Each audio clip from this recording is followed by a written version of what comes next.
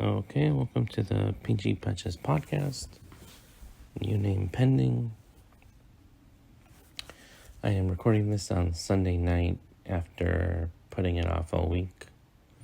I kind of made a recording on Friday, which wasn't very long, and felt like I needed to do a better job at it.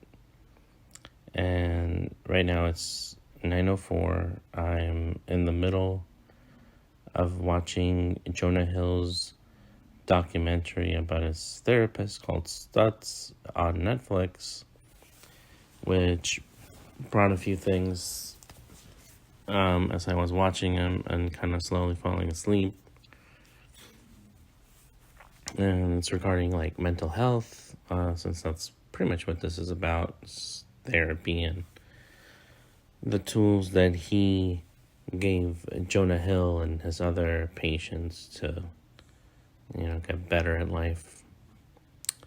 And I don't think it's anything new. He just explains it differently because these are just ideas that I've heard Jordan Peterson say and Carl Jung's ideas. So, it's good. Like, getting stuff out there is definitely great. I don't remember where I was going with this while I was watching the documentary. I was kind of like thinking about what I was going to say in regards to it. And now I can't think of anything, which is a problem. And maybe I should start writing ideas down so that when I do record, I don't just fucking wait for things to come back to me and, use them as a jumping point. But I guess I'll talk a little bit about it, at least what I can remember. So he breaks down life as a pyramid, right? And how typically when you go to a therapy session, they'll listen to you, but they don't really give you any tools or anything for you to get better or feel different. You just kind of puke everything out of them, like all your problems, which you usually do with your friends, right? You usually have something that's bothering you. You have a friend or two that you dump all that shit on, and then those people will give you advice that you don't take, and it's eventually you wear them out, and you know it, like that they're tired of hearing your bullshit. But we all have bullshit. It's just some of us share it, some of us bottle it up, and some of us pay people to listen to. So I've done both, all three actually, which I think probably everybody does all three. But in the past 3 years, probably I've been a little bit more vocal about my insecurities, my anxiety, my depression. And this Stutz guy, broken down in a pyramid. And I'm not gonna go into details. I still have like 20 minutes left on that thing. I'll eventually finish it, and I'm not sure if I'm gonna finish it tonight because I was falling asleep on the couch. But ultimately, he says that it's the bottom part of the pyramid is the body, the middle part is people, and the top part is yourself, right? And everybody, like, therapists, psychiatrists, doctors, mostly everybody that is into mental health will tell you how important your body health is towards getting over depression and anxiety and a lot of mental health issues. And it's something that we can all work on. And it's something that I think I talked to my friend Lisa about it, how I am lately feeling that I'm just wasting away.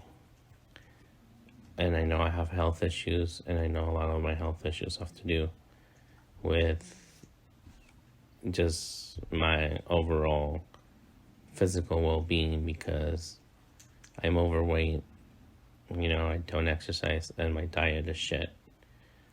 And I used to blame it on not having time. Then during COVID, I had a bunch of time and I never did anything. And right now, I am just getting worse. And I have time. Like, my son and my wife typically are already in bed around 7:30. And I typically knock out like at 10, depending on how tired I am, or how much, depending on how much, tired. Anyway,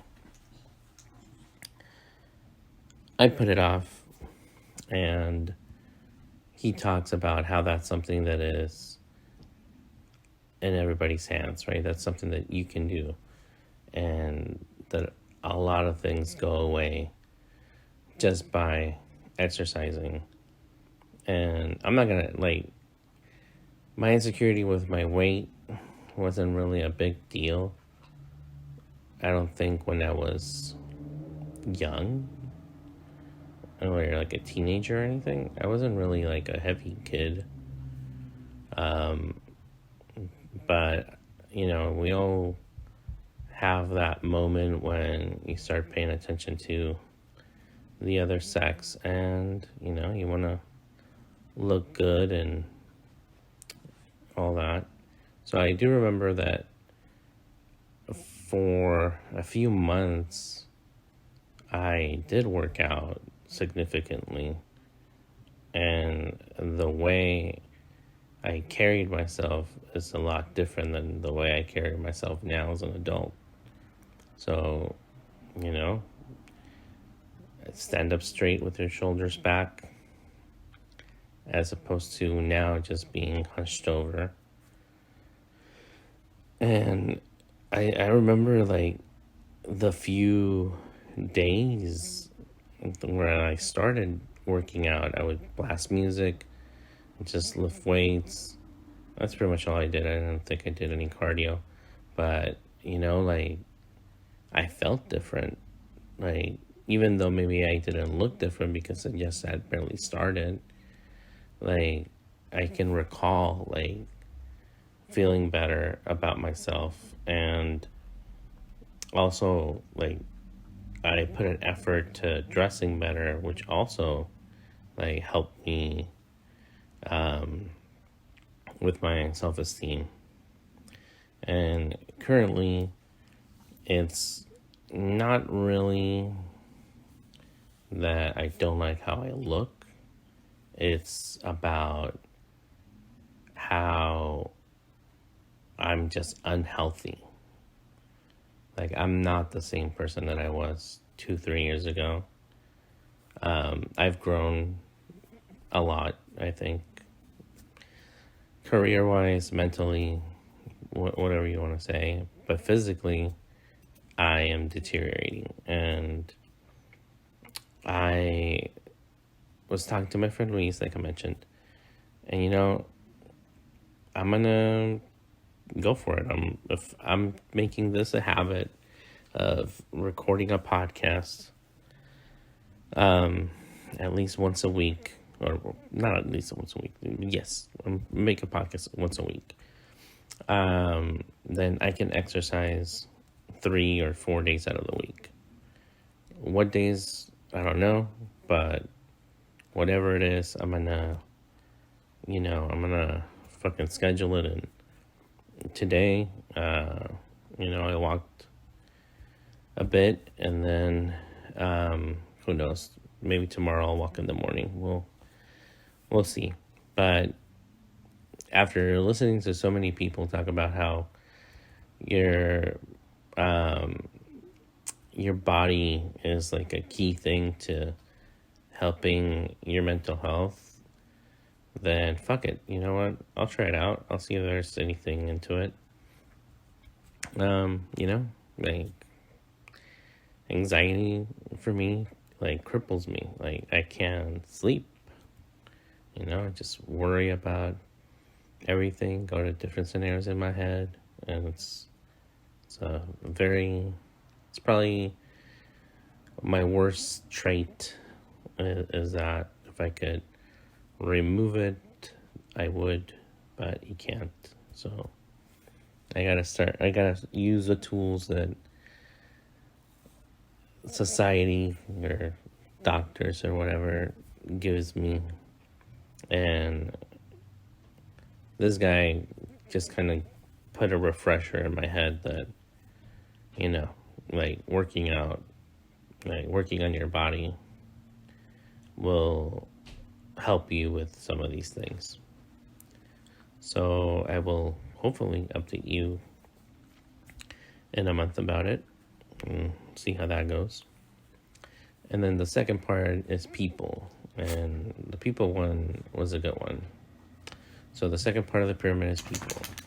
People as in when you are depressed, you isolate yourself, you tend to feel alone, and people help you, attach yourself to society. And you don't necessarily have to do a lot, but you have to make the first step and not wait for other people to reach out to you. So if you're the one that wished like you could go to the movies or go to the park or have lunch with somebody, like you shouldn't wait until they invite you. Like be on the initiative and do it, because you'll get something from it. Like we are social, and it's a good thing. So when I was listening to that, yeah, like it's true. Like like right now the majority of my time is spent with my wife, my son. On the weekends we'll go visit her family, and then once a month we'll go visit my brother and my sister. So other than that, like I talk to my friend Brian and Steven on a probably daily basis, but I don't get to see him in person.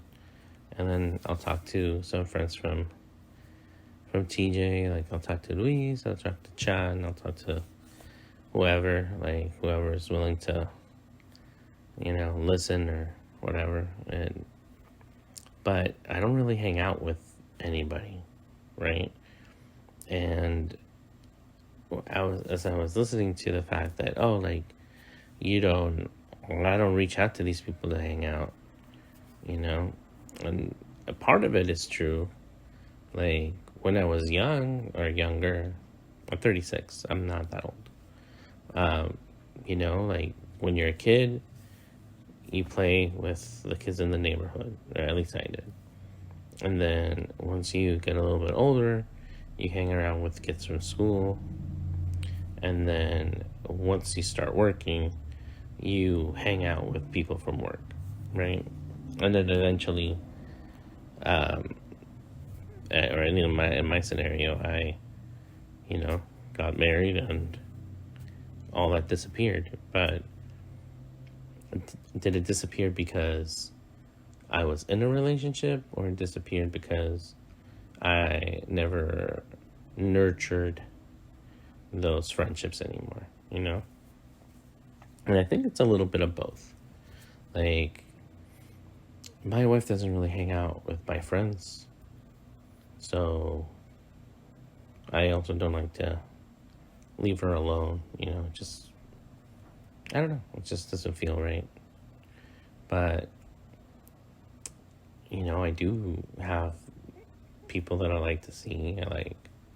Chan is one of my closest friends, and, it's one of those friendships where I won't talk to him for a month or see him for like a year since I moved away. But, we get in touch again and we just click and hang out as if we had just seen ourselves yesterday.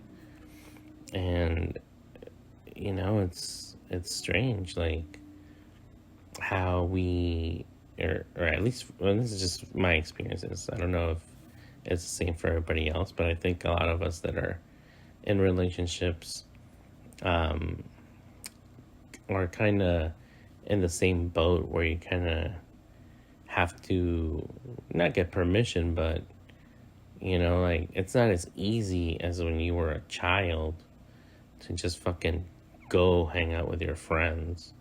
Like at some point in life, it turned into just fucking work. You just fucking work, stay home, and hang out with the same people. Like I love hanging out with my kid. I love hanging out with my wife. I've always been a homebody. I love watching TV. I want to fucking listening to music is passion. Right now, podcasting is an obsession. So all the things that I like to do can be done from the comfort of my own home. The only thing that I miss is being able to talk to people about music and movies, because I've lost my acquaintances or my friends that had the same passion as I did, especially for music. It's hard to find people that are super into music. Like, and considering that I've broadened my taste outside of prog rock and metal and all that, like I've come a long way to listening to other music. But like I've only had like maybe like 2-3 friends who were like super into music, and sharing those bands and going to concerts and talking to them about like, oh, did you hear this guy's new album, blah blah blah blah, like fucking great conversations, just being out at somebody's house, having a few drinks, listening to fucking somebody's playlist or whatever. Like I miss that shit like a lot. Like I'm like, it's like my therapy is music. Like if I'm down in the dumps, I will fucking blast something, and either speakers or on my earbuds or whatever, and it's a mood changer. And I think anybody listening to this, like, fuck, if you don't have music in your life, it's something you need to incorporate like now. But anyway, back to this guy's pyramid thing. So people, yeah, at some point in life, you stop reaching out to people, you stop hanging out with them, and you're fucking stuck alone, and you don't have shit to do, and that's it, right? So that's something that, like, fuck, like, he's right, this stutz guy is correct on that part.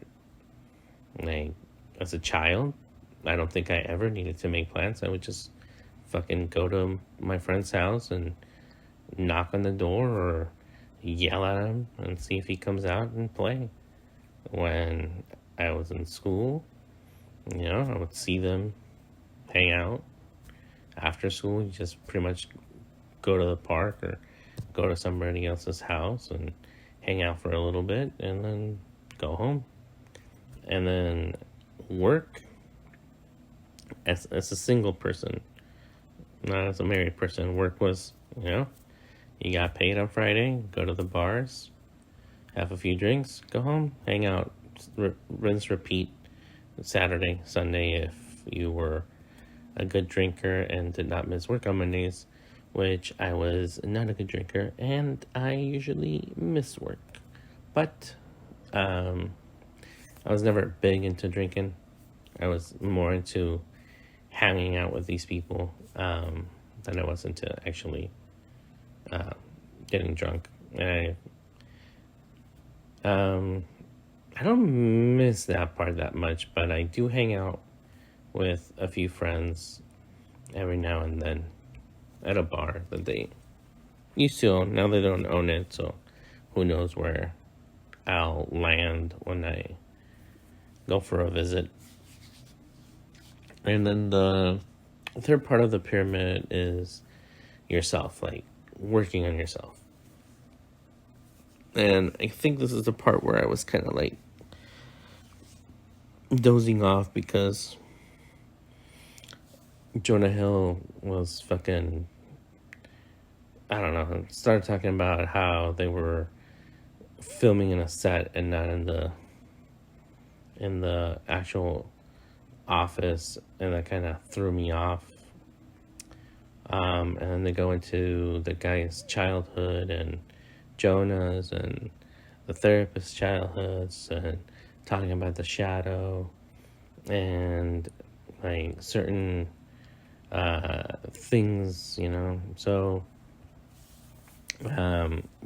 he goes through the tools, and I'll probably like write him down and compare them at some point. But again, this is where Peterson comes in.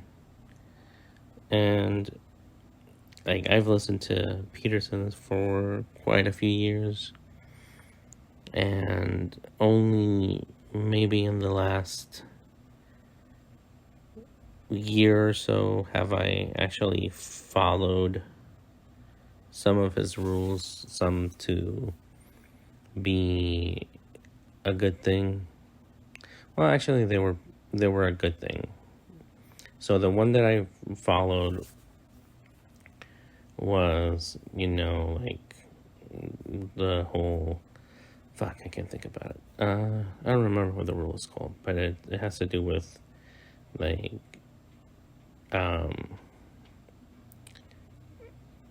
fuck, hold on, I gotta get this idea out. So responsibility. So don't shy away from the new things, like push yourself towards it, like and that's what this therapist calls something X. It wasn't, it's like it wasn't Project X, I think it's a movie. But anyway, X something, don't worry about it, watch the documentary if you want. It's on Netflix. But it's the shadow, right? It's Carl Jung's shadow, and Peterson's, you know, conquering your dragons, and everything that has to do with overcoming obstacles, right? And then you learning something from that. So that's something that I applied at my last job. You know, we hit a point where, you know, we got the news that we were getting fired or outsourced or whatever. And my only options were to either get a job elsewhere or try to reposition myself within the company. And you know, I chose trying to find something within the company because I was comfortable, even though what I would be doing was billing, essentially. And billing is something that I fucking hated because I hate dealing with money and I hate dealing with other people's money.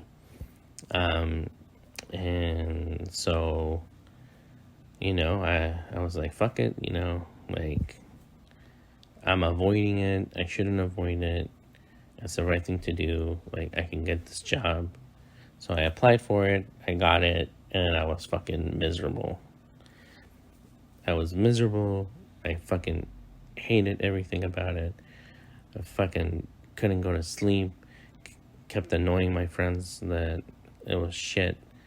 And eventually, after almost, I want to say like a month and a half, I went towards the comfort zone, which was applying for a similar job than the one that got outsourced, and which is where I'm at right now.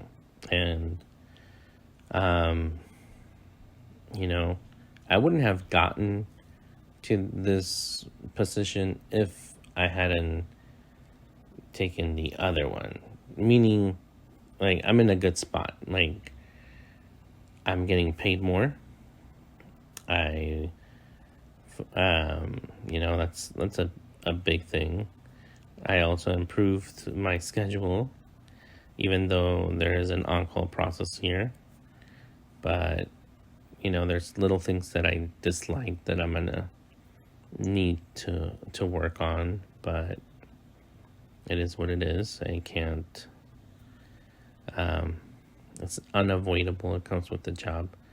But Peterson, if I hadn't taken the other job, would I have still had the job where I'm currently at? Probably. What did I learn from pushing myself and going out of my comfort zone is that, there are things to learn, but they're not always positive, Like, I was pretty miserable. But if I hadn't taken that job, then I wouldn't have... Well, I guess that's not the... Because of that job, I pushed myself... All right, let's go back. Let me give you a background story. So when we got the news, I immediately searched for all jobs similar to what I was doing. And I landed an interview at this company where I'm at.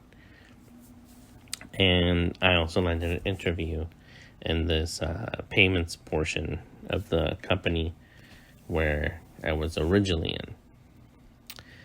And, they both went really well.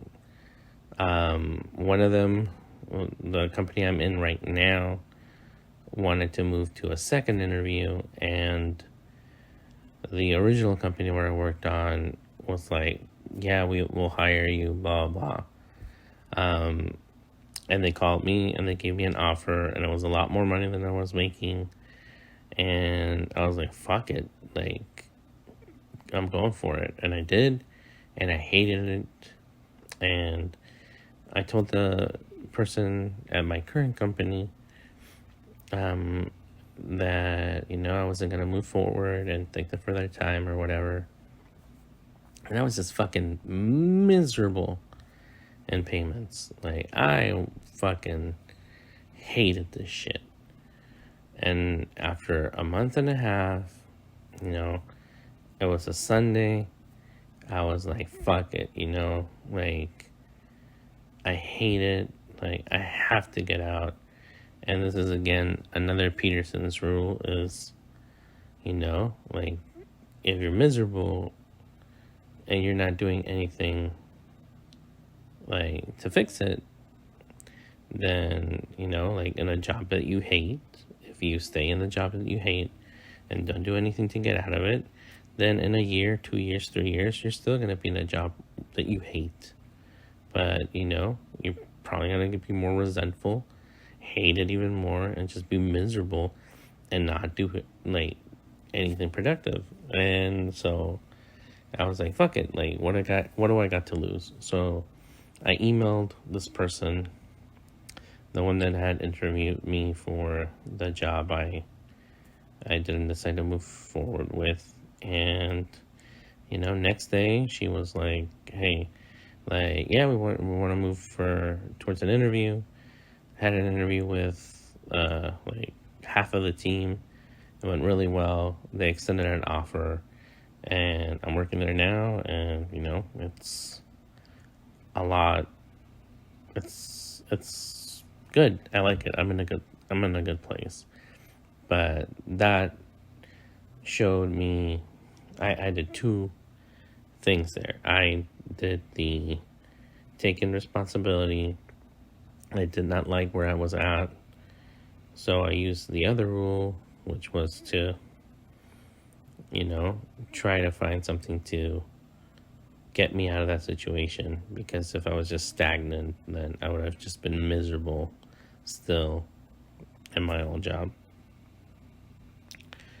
And I think I kind of just got lost in this conversation, and I'm sorry about that.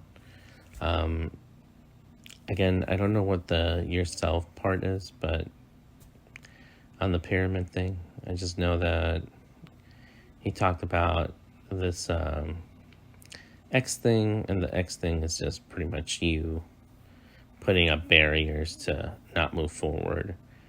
He also talks about how you will feel cheated in life. And I'm not one to be resentful, but I know other people are. And so he talks about it, how you choose to be either in a maze or move forward, right? When you're stuck in the maze, is when you're trying to want that balance where somebody that wronged you gets essentially karma, right? Where you feel like they got what they deserve, and at that point you can move along with your life. And that's not a good thing, I guess. So you kind of just obsess over those things and become bitter. So he just thinks of, I mean, these are the type of exercises that I don't like. And this is probably at the point where I was kind of even ready to fall asleep and not do the podcast, is because he told us to close our eyes and think about us just being the only person on the planet, and everything was made of love, and all that love was coming into you.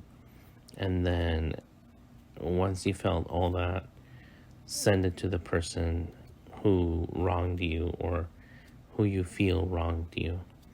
And through that, you will be able to move on to the next course in life and not, you know, obsess over whatever you think they did to you.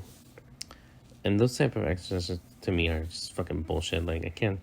And also, like, talking to your inner child or the shadow, like I don't know, that's weird. I feel like you just make him. I like, as I'm watching it, he's asking Jonah to talk to Fat Jonah, who is his shadow, because he wasn't comfortable with himself when he was growing up. And like, it's like the answers he gave, like, I don't know, it's weird. Sorry, that's my dog in the background. And I don't know, that's pretty much it. I don't know. This is a big conversation. This would have been something that I would have liked to talk about with somebody else. But I'll leave you with this stuff that I like to do when I'm down in the slums, that you can do too. One of them is listening to music super loudly. 2, talking to your friends.